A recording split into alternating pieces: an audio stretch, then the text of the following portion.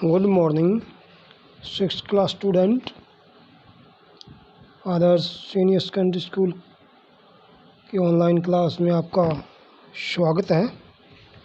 आज का हमारा विषय है सामाजिक अध्ययन, पाठ नंबर 2, ग्लोब, अक्षांश व देशांतर रेखाएँ।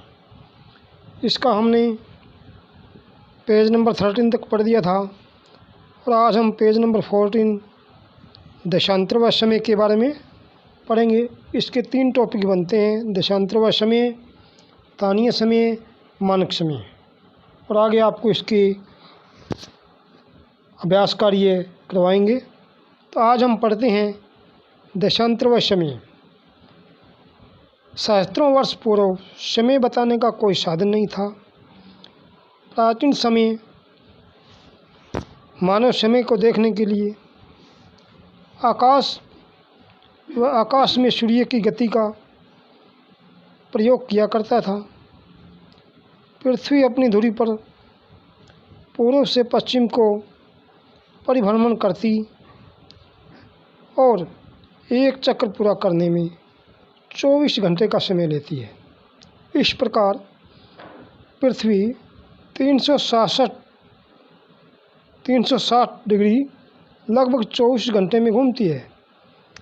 इसीलिए यह प्रति 15 डिग्री को पूरा करने में लगभग 1 घंटा या प्रत्येक अंश के लिए 4 मिनट लेती है। अतः जब ग्रीनविच में दोपहर के 12 बजते हैं तब ग्रीनविच के 30 डिग्री पूर्व में समय होगा 30 × 4 120 मिनट, या ग्रीनविच समय से 2 घंटे आगे। इस प्रकार मध्याह्न से 30 डिग्री पूर्व में दोपहर के 2 बजेंगे, तब 0 डिग्री मध्याह्न पर 12 बजे होंगे। आगे आता है स्थानीय समय।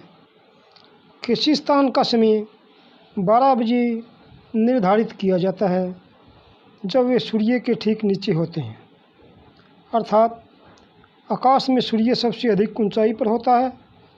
घड़ियों द्वारा दर्शाया गया समय स्थानीय समय कहलाता है। आगे नंबर 5 पे आता है मानक समय। वाशिंगटन डीसी ने अंतर्राष्ट्रीय सम्मेलन में निश्चित किया है कि ग्रीनविच को 0 डिग्री देशांतर मानते हुए ग्रीनविच सहित संपूर्ण विश्व को 24 समय मंडलों में विभाजित किया जाना चाहिए। प्रत्येक मंडल का अपना एक मध्यांतर है।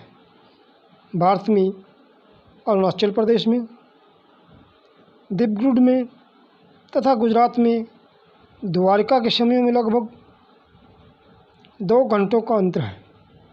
भारत में 82.5 डिग्री पूर्व देशांतर को मानक मध्यांतर माना गया है। यह भारतीय मानक समय के रूप में जानी जाती है। भारतीय मानक समय व ग्रीनविच मानक समय के मध्य अंतराल 82.5 डिग्री है, अर्थात 5.5 घंटे। इसका अर्थ यह है कि जब इंग्लैंड में सुबह के 11 बजते होंगे तब भारत में शाम के 6:30 बजे होंगे। तो ये थे हमारे 3 टॉपिक इसके।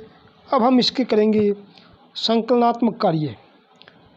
इसके अंदर आता है 0 डिग्री देशांतर से जाना जाता है। पहला क्वेश्चन है, पहले पार्ट ए का। 0 डिग्री देशांतर के नाम से भूमध्य रेखा को जाना जाता है। सेकंड पे आता है प्रत्येक मंडल या समय कितने डिग्री देशांतर का हल लेता है, यानी जो प्रत्येक जो मंडल है वो 5 डिग्री देशांतर लेता है।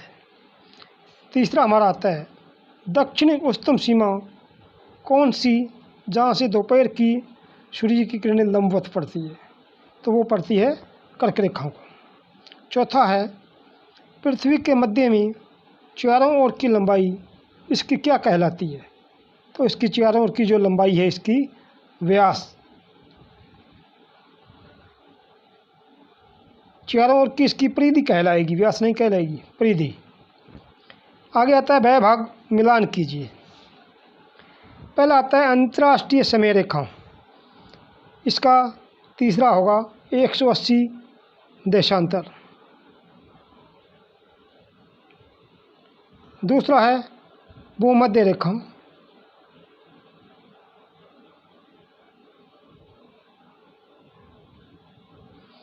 इसका माना जाएगा 0 डिग्री देशांतर, चौथा पॉइंट। तीसरा है आर्कटिक वर्त, इसका माना जाएगा सेकंड पॉइंट, 66.5 डिग्री उत्तर में। आगे आता है चौथा पॉइंट उष्ण कटिबंध, इसका फिफ्थ पॉइंट माना जाएगा सीधी सूर्य की किरणें।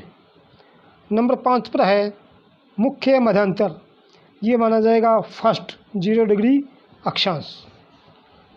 आगे आता है क्वेश्चन हमारे रचनात्मक कार्य में, इनका हमें संक्षिप्त में उत्तर देना है।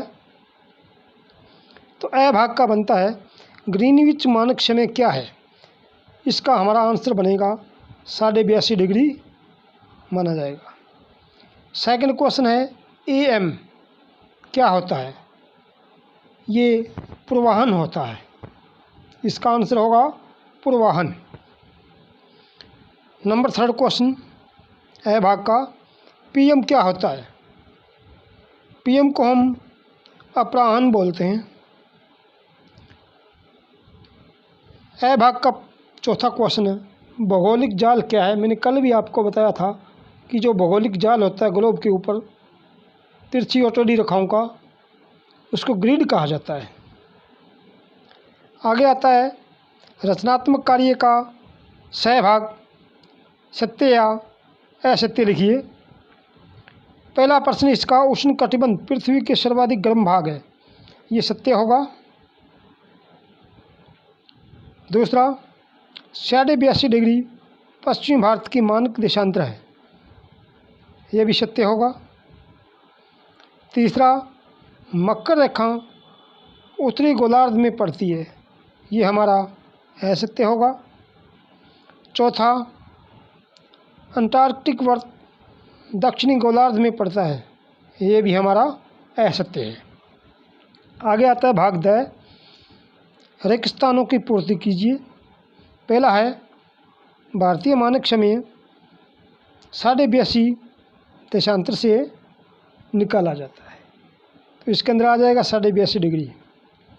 सेकंड है 23.5 डिग्री देशांतर, अक्षांश दक्षिणी गोलार्ध में पड़ती है, तो इसके अंदर आ जाएगा 23.5 डिग्री दक्षिणी अक्षांश।